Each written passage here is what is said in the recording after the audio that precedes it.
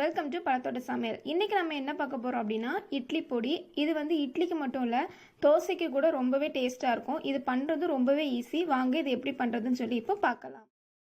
First time என்னோட சேனலை பார்க்குறீங்க அப்படின்னா வீடியோக்கு கீழே சப்ஸ்கிரைப் இருக்கும், அதை கிளிக் பண்ணிக்கோங்க. கூடவே ஒரு பெல் ஐக்கான் வரும், அதையும் கிளிக் பண்ணி ஆளுங்கிற ஆப்ஷனை செலக்ட் பண்ணிக்கோங்க. நான் எப்போல்லாம் வீடியோ போடுறேனோ அப்போல்லாம் உங்களுக்கு நோட்டிஃபிகேஷன் வரும். வாங்க வீடியோக்குள்ளே போகலாம். இட்லி பொடி பண்ணுறதுக்கு ஃபஸ்ட் தேவையான திங்ஸ் என்னன்னு பார்த்துடலாம். நான் இன்றைக்கி 20 வரமிளகாவும் ஒரு 10 கொத்து கருவேப்பிலை எடுத்திருக்கேன். கூடவே 1.5 கப்பு உளுந்தம்பருப்பு, 1 கப்பு கடலைப்பருப்பு எடுத்திருக்கேன். அதாவது 1 கப் உளுந்தம்பருப்புக்கு 1 கப் கடலைப்பருப்பு கரெக்டான அளவு. கூடவே 1 டேபிள் ஸ்பூன் பெருங்காயத்தூள், 1 டேபிள் ஸ்பூன் மிளகு.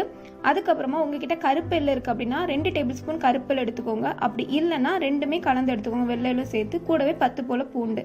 இப்போ ஒரு பாத்திரத்தில் நம்ம வச்சுருக்க வரமிளகாவையும் கருவேப்பிலையும் சேர்த்து லைட்டாக வறுத்து எடுத்துக்கோங்க. வத்தல் வந்து நமக்கு லைட்டாக வந்து ஒரு மாதிரி நமத்தது மாதிரி இருக்கும். இந்த மாதிரி வறுக்கும் போது நமக்கு மிக்சியில் அரைக்கும் போது ஈஸியாக அரையும். பாருங்கள், இந்த மாதிரி நல்லா வறுத்து முறுக்கு மாதிரி ஆனதுக்கப்புறமா இதை நல்லா ஆற வச்சிடலாம்.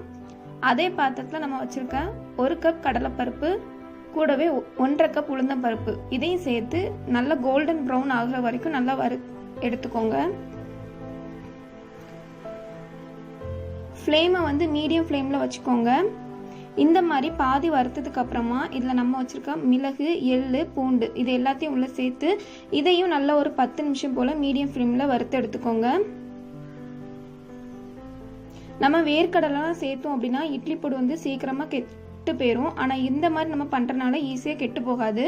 இப்போ இது கூடவே 1 டேபிள் ஸ்பூன் பெருங்காயத்தூள் சேர்த்துக்கோங்க. பெருங்காயத்தூள் வந்து நீங்கள் அதிகமாக சேர்க்குறதுனால நல்லா வாசனையாக இருக்கும் இட்லி பொடி. இந்த மாதிரி ஒரு 5 நிமிஷம் நல்லா லோ ஃப்ளேமில் கிளறிட்டு ஸ்டவ் ஆஃப் பண்ணிடுங்க. இது வந்து நல்லா ஆறணும். ஆறுனதுக்கு அப்புறமா தான் மிக்சி ஜாரில் சேர்த்து நம்ம அரைக்கணும். ஆறதுக்கு முன்னாடி நம்ம அரைக்கக்கூடாது. இப்போ நல்லா ஆறுனதுக்கு அப்புறமா நம்ம வறுத்து வச்சுருக்க எல்லாத்தையுமே கொஞ்சம் கொஞ்சமாக சேர்த்து 2 இதாக போட்டு அரைச்சி எடுத்துக்கோங்க. இந்த மாதிரி பாதி அரைச்சதுக்கு அப்புறமா இதில் நம்ம தேவையான அளவு உப்பு சேர்த்துக்கோங்க. உப்பு சேர்த்துட்டு பாருங்கள், இந்த மாதிரி நம்ம அரைக்கணும். நம்ம கையில் எடுத்து பார்க்கும்போது லைட்டாக அந்த பருப்பு எல்லாமே தட்டுப்படணும். ரொம்ப ஃபைனாக நம்ம அரைச்சிடக்கூடாது. அரைச்சதுக்கு அப்புறமா இந்த மாதிரி நல்லா ஒரு பேப்பரில் விரித்து காய வச்சுருங்க. ஈரப்பதம் இருந்து அப்படின்னா ஈஸியாக கெட்டு போயிடும். நம்ம மிக்சியில் அரைக்கும் போது நல்லா ஈரமாக இருக்கும், நல்லா ஹீட் ஆகிறனால ஈரம் வந்துடும். அதனால் நம்ம காற்றுல ஆற வச்சிடலாம். பாருங்கள், இட்லி பொடி சூப்பராக ரெடி ஆகிட்டு. இதுக்கு தேங்காய் எண்ணெய், நெய், கடலை எண்ணெய் எல்லாமே ரொம்பவே டேஸ்ட்டாக இருக்கும். கண்டிப்பாக வீட்டில் ட்ரை பண்ணி பாருங்கள். இந்த வீடியோ உங்களுக்கு பிடிச்சிருந்தா லைக் பண்ணுங்கள், ஷேர் பண்ணுங்கள், கமெண்ட் பண்ணுங்கள், சப்ஸ்கிரைப் பண்ணுங்கள். தேங்க்யூ.